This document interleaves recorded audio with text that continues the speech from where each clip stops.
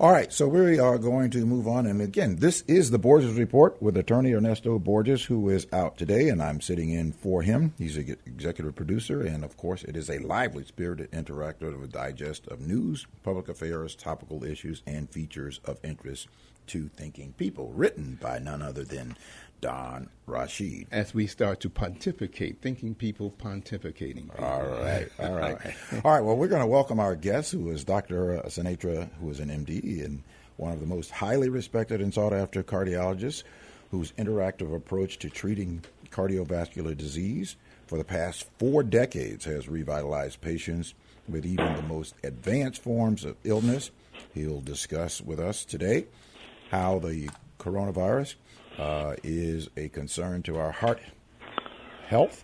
Dr. Sinatra has co-authored and published a paper on personalized nutrition for a COVID-19 era with the American Nutrition Association, and we'll discuss the connection between the heart, lungs, and COVID-19, as well as precautions and preventive measures to take for people with the pre-existing heart conditions. Welcome to the program, Dr. Sinatra. Thank you very much for joining us. Hey, it's good to be here. Thanks so much.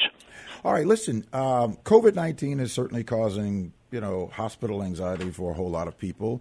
You're a cardiologist, but you also are a psychotherapist. So what would your advice be to patients who are nervous about seeing their doctor for a routine visit or a checkup in this time? Well, I mean, the most important thing going forward is, be cognizant of your fear, because fear can really destroy the whole body. I mean, fear and panic are very negative emotions that have an overwhelming effect on the body. And hopefully, if you can calm down the fear and the panic and the anxiety, that in itself will strengthen the immune system. And basically, going forward with this illness is the more appropriate or the more robust your immune system is, the better one can adapt to this virus, just in case you do catch it. I mean, the virus is pervasive, there's no question. But I'll have to tell you, I've been a doc for 4 decades, and every influenza that I've treated over the years, whether it was in the 50s, 60s, 70s, 80s, or experienced myself. I mean, influenza, any type of influenza, has a serious downside. I can remember as a doctor in the ICU and CCU, when we were treating these patients, we would prefer a bacterial pneumonia where we could give an antibiotic to, as opposed to a viral pneumonia. And what we're seeing today, basically, I mean, in my experience, is not that much different than what we've seen, 10, 20, 30 years ago. So I'm a little more optimistic than most people on this. Well, we're entering what is known as the flu season, and of course, we don't have a proven therapeutic for COVID-19, but of course, we're entering the flu season.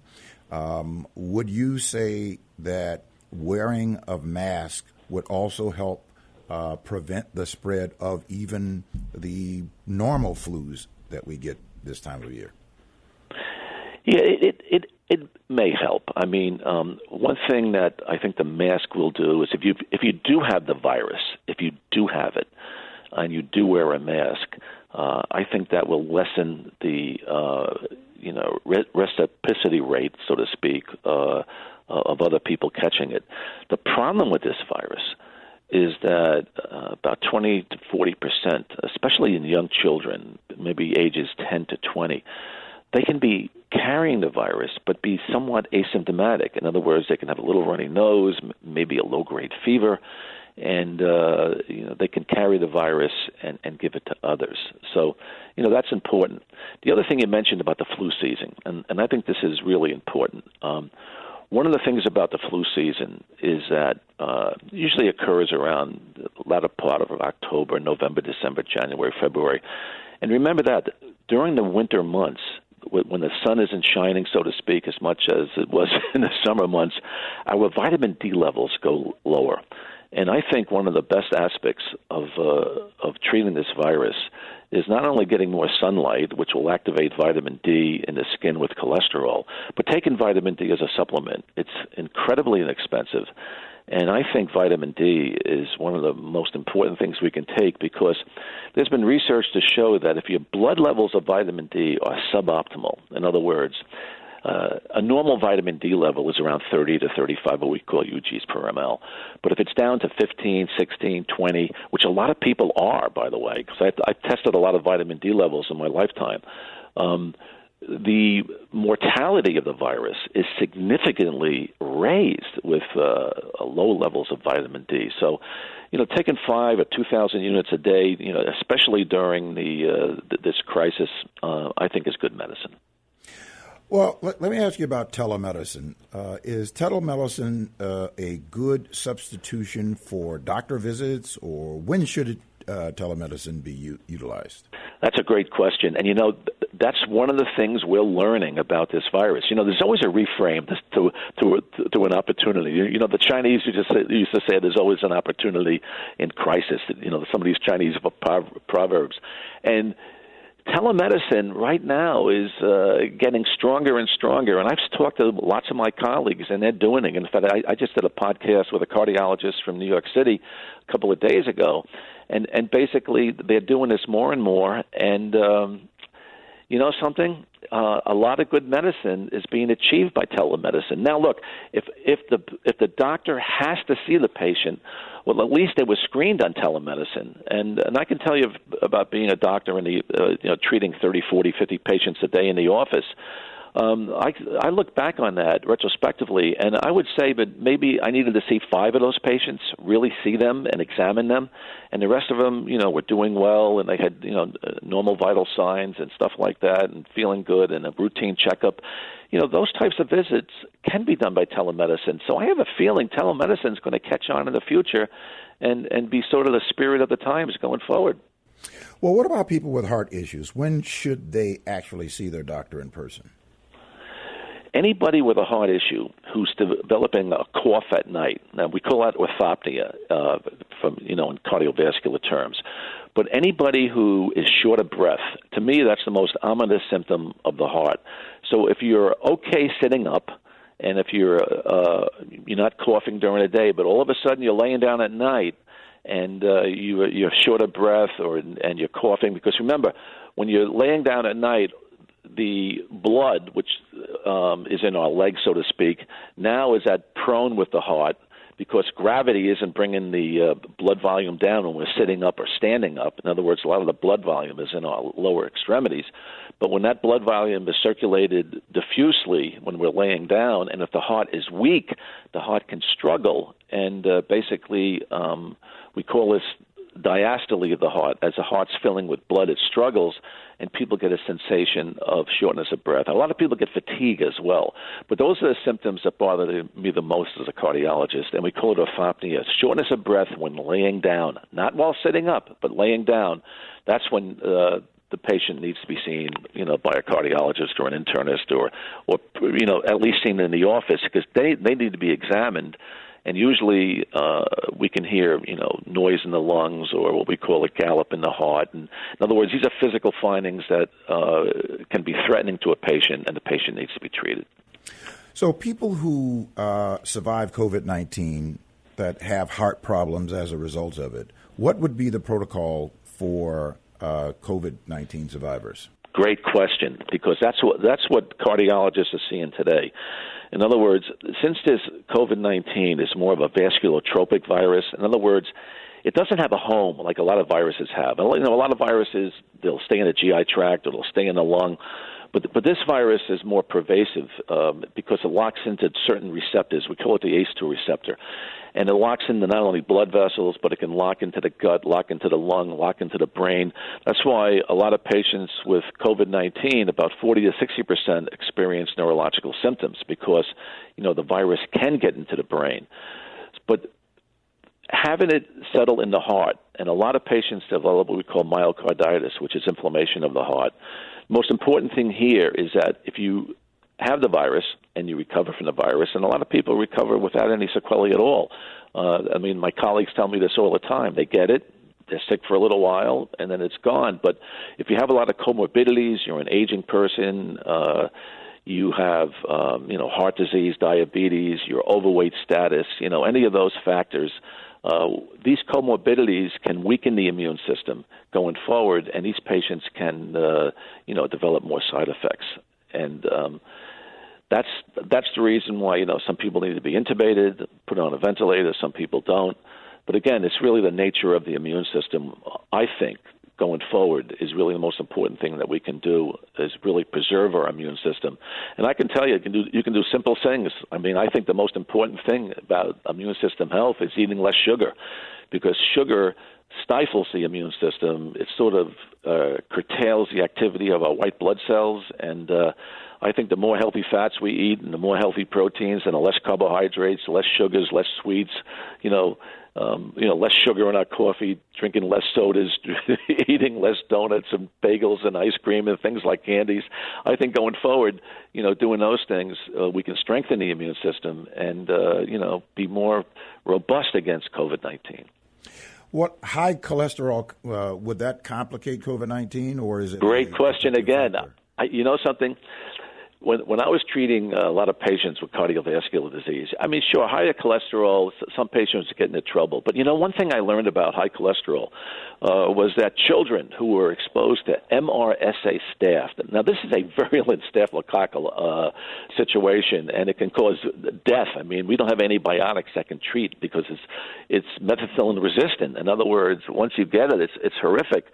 And the amazing thing here was that children who had higher cholesterol levels did so much better against this MRSA staph. And then when I wrote my book, The Great Cholesterol Myth with Johnny Bowden, I researched this, and we realized that patients with gastrointestinal illnesses did much better with high cholesterols. And then remember, I practiced cardiology in New England. I was seeing patients in the Framingham study, and a lot of the doctors in the Framingham study became psychotic because this was contrary to what was dogma. The dogma of the day, and this is in the 80s, 90s, and the early 2000s, was that the higher cholesterol, the shorter you lived. But the Framingham study, which went on for 5 to 6 decades, showed that the higher the cholesterol is, the longer you lived. So this whole cholesterol theory is being really put to the test, and I have a feeling going forward that people with higher cholesterols, might be more robust in thwarting this virus, just like children with MRSA staph. But somebody will do the research on that in the future. I'm convinced. Well, there are many people who are hanging their hopes on a vaccine solution for COVID-19, but there is a lot of people, according to polls, saying 42% of those polls would not take the vaccines. You were young, we were all young around the development of the polio vaccine. So what can we learn from the history about the effectiveness of vaccines? Are they harmful? Are they helpful? Well, I think the vaccines can be a blessing or a curse. I mean, you're absolutely right. I mean, I'm in my early 70s, and when I grew up as a young child, I remember seeing wheelchairs in grade school with children with polio. I remember having, my neighbors with polio and braces. I mean, I was very lucky. But remember, when I was in the third grade, I got the polio vaccine. And that vaccine was a lifesaver. There's no question about it. I mean, some vaccines can be incredibly important. Smallpox, diphtheria. I mean, even whooping cough, which I had experienced as a child. Can be very good because some of these illnesses can be devastating. When it comes to COVID-19, I have to rely on the science, and if the vaccine proves out, if it's safe, I would strongly consider it. However, we won't know that information until lots of people get it, and we have to weigh. Is it reasonable to get the vaccine? And I think people could do it this way: if they're afraid of the vaccine, which a lot of people are, you have to look at your comorbidities. In other words, what blood type do I have? Blood type O, for example, shows a lot of resistance against this virus. Blood type A doesn't. If you're diabetic, if you're overweight, if you're hypertensive, if you have heart disease.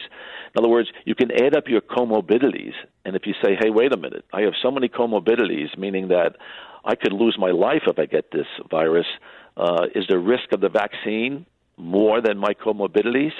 That's the question that each person has to look at, and the health professional as well. I think the health professionals can really help people decide on whether it's appropriate for a vaccine or not. This is going to be an individual. This isn't a one-size-that-fits-all, and I think each person has to look at their own life and see and make the leap of faith whether a vaccine is the right choice. And I think for a lot of people it will be the right choice. All right, Dr. Stephen Sinatra, cardiologist, thank you very much for being on the program. If you want to interact with the doctor, you can interact with him at Twitter, at SinatraMD, or at Facebook, facebook.com, SinatraMD, or on YouTube, youtube.com, Dr. Sinatra. So, Mark. Info. I had one question before he leaves. Yeah, go right ahead. I've been one of the people who had been avoiding the flu shots, and I'm in your same age group, and with the advent of the coronavirus, would you advise someone like myself to go ahead and get that flu shot? I have been avoiding it for a long time. Do you have any comorbidities? Are you hypertensive, Yes, type 2 diabetic? Not diabetes, but a little hypertension. Otherwise, overweight? Healthy. No. Male, right? Correct. Yeah, you're sort of like a 50-50 situation. I mean, that's a decision you'd have to make. If you take vitamins and minerals every day, you take a little vitamin D, CoQ10, vitamin C, magnesium. All of that. Excuse me? All of that I do. Yeah. If you take all those little, nutraceuticals and you eat a healthy diet, you take a little, resveratrol or, curcumin, I would probably, knowing some of your comorbidities, not take the vaccine. You know what I mean? I mean, I think the vaccine is going to be an individual decision for everybody. I think it's going to help some people.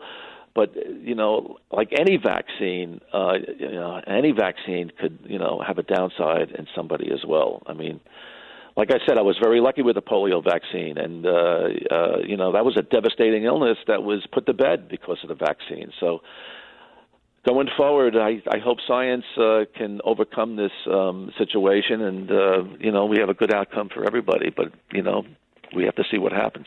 Thank you. All right. Very good. Dr. Stephen Sinatra, thank you very much for coming. All right. Thanks, guys. Have a great day. Okay, have a great day. All right. Bye-bye now. All right. When we come back, we're going to pick up your phone calls at 773-591-1690, 773-591-1690. We'll be back in just a moment.